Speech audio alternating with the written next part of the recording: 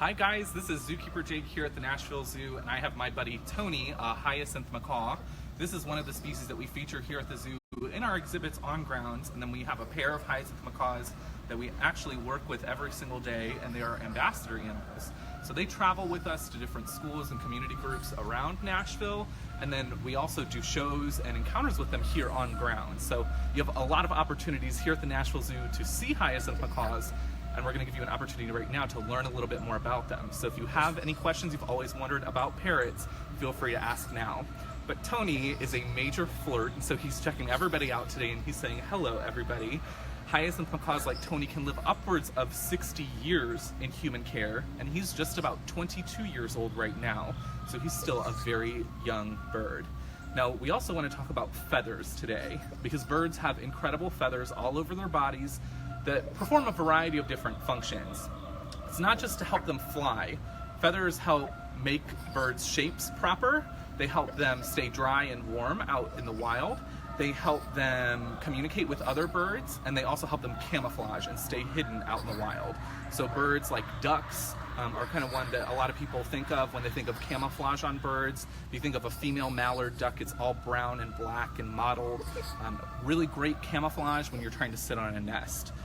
Parrots, obviously, like Tony, don't have a ton of great camouflage the way we normally think of it, but out in the rainforests of South America, where hyacinth macaws are found, you're going to be finding lots of different trees with lots of different leaves and different colored flowers on them as well, which can all provide great camouflage. Now, you're probably hearing Tony mumble a little bit right now, and that is his MO. He's always mumbling about something or other, and typically he'll say maybe a couple words like, hi Tony, and Tony's a good boy, because he knows he's a good guy. But all species of parrots are capable of mimicking the noises that they hear around them. That's how they learn how to communicate with mom and dad when they're just young little chicks. And Tony can mimic more than just the little mumbles that he's doing right now, but sometimes it's just more fun to make everybody guess what you're trying to say. So he definitely likes to do that. Now, a lot of people ask us, like, can I get a parrot as a pet? Because they're so pretty, they're so smart, they're so cool. Well, like I said before, these guys can live quite a long time. So not really an ideal pet for most people, but definitely if you have the time and the money to put into a parrot like Tony, they can be rewarding pets because they're so intelligent and they're always going to keep you guessing and keep you on your toes. Now, feathers in a bird, they range in size from tiny little down feathers, that was a little noisier, tiny little down feathers that are about this large to a whole long tail feather. This is not from Tony, but it's from another macaw, quite large, and these tail feathers help slow them down when they're coming in for a landing on a branch. Other feathers in between are going to be helping them contour their body. Those are called contour feathers. And then some filoplume feathers are going to be giving them a more full-bodied look, as well as those down feathers that we talked about are going to make sure that they're nice and warm. Because although these guys do live in the rainforest, they are experiencing some temperature fluctuation. So having a variety of different feathers all over their bodies to help them regulate their body temperature is really handy. Tony loves to bounce, and so we may see that a little bit today. You have to, like, I have to be into it too. He's like, yeah, let's do it, let's do it. Now, we do want to talk about what makes up a feather. The feathers all over every bird's body are actually made of keratin, very similar to our nails and our hair. And so all of these feathers are just a lot more intricate than our nails and our hair, but they are all zippered, basically, on a microscopic level. And so if you look at a feather under a microscope, you see a tiny little zipper on either end of each individual little part of the protein down there. And those zippers can connect or they can open up, and that allows more airflow or less airflow. So if a bird is really cold, they're going to keep all of those feathers nice and zippered close together so that they're not allowing too much air to escape. If you're looking closely at Tony, you see a blue color all over his body, along with some yellow right around his beak and his eye. That yellow is his skin color, and on top of that are all these beautiful blue feathers. And parrot colors don't just come from pigments, but they also come from the structures of the keratin that makes up the individual feathers. Do we have a question? The question was, why is Tony blue? And I think you just answered that. That's a great question, yeah. So because his color is primarily a structural color, based on the way that these individual little keratin compounds are arranged on his body in these feathered shapes, and based on the way that the UV light hits his feathers, that creates the color blue that we perceive. So if that structure changes a bit, so if Tony were to get very wet, which he frequently does, he loves to take baths, his color changes completely as well. And so he appears to be very, very green or turquoise because that structure has changed just a little bit. Other birds, like flamingos, rely on carotenoids, which are a kind of pigment, to get their bright pink or red color that you see. What do we think, buddy? We're just so excited to be out here. Tony loves talking to everybody and making sure that everybody knows that he's around. Another question? Yeah, why is Tony bouncing? That's a good question. So these guys are about as intelligent as a 2 or 3 year old human being. So they're quite smart, if any of you have a 2 or 3 year old out there, and they love to do specific behaviors over and over and over and over and over again. And so another reason why macaws don't make the best pets for most people, this is very cute to see out here, but imagine if he was doing this and every time he bounced he was screaming. And that's one of the things he loves to do here at the zoo if he feels like he's not getting the attention he deserves. And that's a-okay, that's a completely natural behavior, and that's how parrots communicate out in the wild. But Tony loves to bounce, bounce. It's quite lovely to hear, maybe once, and then once you hear it 20 times in a row and it's making your head hurt because it's so loud, it's less enjoyable. But again, they're fun to visit here at the zoo for sure. Now, another thing I love to talk about with parrots, it doesn't really have to do with their feathers so much as it is their feet. They have zygodactyl feet. So I'm going to move him a little closer. Hopefully you can see his feet a little bit there. He has 2 big toes in the front, and then in the back you probably won't be able to see that too much, but he has 2 toes in the back as well. And those help him hold onto branches up in the trees as he's climbing around. We're going to give him a little macadamia nut here. We'll see if he wants to crack that open. You'll see he's using that zygodactyl foot to hold on to that food or that nut in his mouth right now as he cracks it open. These guys, have about 500 pounds per square inch of crushing pressure in their jaws. So a lot of people will wonder, like, oh, can I touch that parrot? Well, if you touch him, he may touch you back, but he's going to touch you with his beak, and it might not feel great. So good rule of thumb is keep your hands to yourself when large parrots are around. But you can see he's enjoying this delicious macadamia nut that he cracked into. Do we have any other questions? We do. Okay. So Aaron's wondering, will Tony bite? That's a great question. So we like to say anything with a mouth can bite. I certainly can bite, so if you're a donut, look out. Tony's not looking to bite. He wouldn't be like, oh, I'm waking up in the morning and I want to bite somebody today. But if something bothers him to the point where he's scared or he may be upset about something, it's very possible that he would bite, because that's a very normal way for macaws to communicate, especially in the wild with other birds. And so here at the zoo, they definitely do that same thing here. They very well may bite if they are given a reason to, and that's a-okay. How else does Tony communicate what he's feeling? That's a good question. So if you're looking at him closely now, and I don't know how great the resolution is on our video today, but he has all of his feathers on his head fluffed up right now. That's a really great sign that your bird has noticed something and he is watching it like a hawk. No pun intended. Now, these guys have a lot of different signs all over their body, and a lot of them are pretty difficult to read. So even just little ways that their eyes are positioned, or maybe a chunk of feathers is raised on their back and you might not even notice it. So it's easy to miss communication from a macaw like this, whereas with other species of birds like cockatoos, it's hard to miss anything from them because they are so expressive and every little detail is laid out for you. This is the Brazil nut that he's eating now. Do we have any more questions? How old is Tony? Tony's about 22 years old. So again, that's pretty young for a hyacinth macaw. These guys can live upwards of 60 years in human care. So they are quite long-lived birds.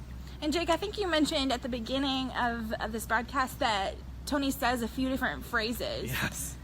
Does he, can you repeat those? He's not going to do any on cue today. He doesn't know any of them on cue. That's not really something that we work on with him. But he can say hi and hello, Tony. And he does a really nice, Victorian British hello. He'll go, hello, which is really fun to hear. And it's always at a very convenient time. Like if you hit your foot on the door, he'll be like, hello, and you're like, that's not funny, this is not a great time for you to be doing that. But they don't know what they're doing. They are just reacting to the things around them, and a lot of times it's really, really funny as a bird trainer to hear what your birds have to say on every given day. Tony's another one of our parrots here at the zoo that if it's raining outside and all of the staff members come running inside, he'll start screaming as if we were screaming from running inside. So they are quite intelligent. A lot of people don't give them credit for that. So they're very reactive. They are reactive, yes. So our parrots will often alert us if a bird of prey is flying overhead. They'll be the first to scream it. You hear everybody screaming at one time, and you're like, got it, I see it. We can stop now. But no, we like to keep screaming so that everybody's aware. They're good team players. They also scream if maybe someone who's not supposed to be near them comes too close to them. They'll definitely scream and let us know. And it's a really great way to find out what's going on with them and be able to respond to their behavior and make sure they're doing okay. Can you tell us some more like general information about Tony? Like how much does he weigh? Yeah. Can he fly? Yeah, great question. So he weighs about 1,300 grams. 1,300 grams, which is about 2-ish pounds. And he is fully flighted, so he has all of his flight feathers. And he can fly. Will he fly? That's the real question. Tony is a pretty normal parrot. He says, if I have to fly, I'll definitely fly, but if I don't have to fly and Jake will carry me around everywhere and give me everything I need, why would I fly?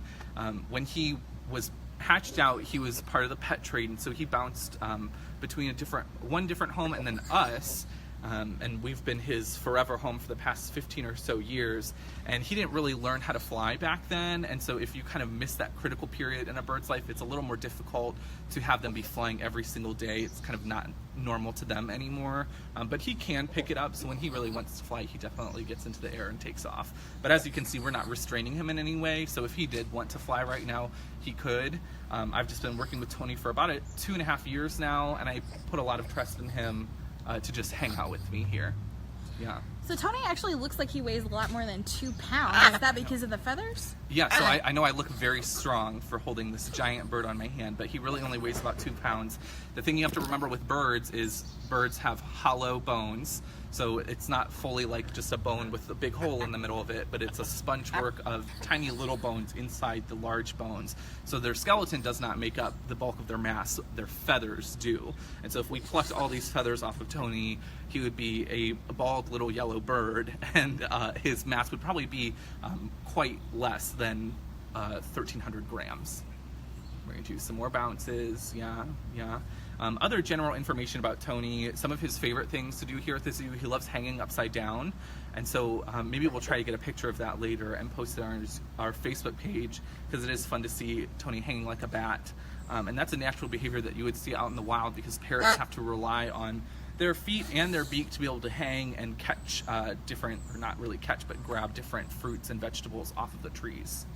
So in your Keeper Takeover a couple weeks ago, you broke the news about where sloth ears are. Oh my gosh, Where's yes. Tony's ears? Tony's ears, so all bird ears are on their face, and actually a very similar location to a sloth's. They're going to be right behind his eyes there, and they're covered in feathers, and Tony is a little less forgiving about people showing off his ears, so we're not going to share that super secret information with you guys today, but maybe later today in our preening session we'll be able to show you his ears. He says, I know you were talking about ears, so sorry. Now if we look closely on the back of Tony's neck here, we'll see what I just did. The reason that he just snapped at me is I touched one of his new pin feathers coming in. Those are those tiny little white feathers coming in, and those are really sensitive because they're covered in a protein sheath as they come through the skin, and so it can be really itchy, and it can even hurt a little bit. And so what I did when I was trying to scratch him on his head is I accidentally grabbed one of those, which is a major no-no in the parrot world, and then he was like, no thank you, sir. That's a nice poop on cue. How cool is that? But yeah, any other questions about Tony? Aaron is wondering if Tony's feathers are super soft like owl feathers are. Aaron has such great questions today. I love these. Macaw feathers aren't as soft as owl feathers, and the main reason is because owl feathers are fringed on all the edges, so they feel a little bit more soft to you and I. Can I steal that really fluffy looking feather? That's the one. Thank you so much. This is what an owl feather looks like. It's kind of hard to see. This is a phyloplume feather, so it is one that has quite a bit more bounciness to it. This is one that's like partially down, whereas a parrot feather, I'm going to steal this big one back from you, thank you so much, is going to be more like this. They're not going to have a lot of that fluffiness to them, and so they are going to be just a tad bit more coarse, I guess you would consider it. I wouldn't consider like Tony something super soft to touch, but Tony does like to get groomed or preened, as it's called with birds, so we help him with all of his new feathers growing in and making sure all of his feathers are laying properly on his body. One last question from Robin. Is this the same parrot from the movie Rio? That's a really great question. That's one we get a lot here at the zoo. Believe it or not, there isn't just only one kind of blue parrot. There are actually several different species of large blue birds. This is the hyacinth macaw. This is the largest of all of the macaw species. The birds that were in Rio I think they were the Hans macaw, and so it's a completely different species. It's much more endangered, unfortunately, so it's bringing great light to their plight out in the wild. So you should definitely help out all the parrots. Really easy ways to help out any rainforest dwelling animal is to make sure you recycle and use less electricity, because the more we use of those things, the less there is for years to come, and we're burning through fossil fuels pretty quickly at this rate. And so we want to make sure that we're saving all the resources we have, and recycling is really helpful because we're taking less than from the environment, and that's always a good thing. All right, well, if that was all of our questions, we're going to say goodbye to Tony. He's clearly interested in going and taking a lunch break. Thanks for joining us today. Again, my name was Jake, and this is Tony, our hyacinth macaw. Have a good day, everybody.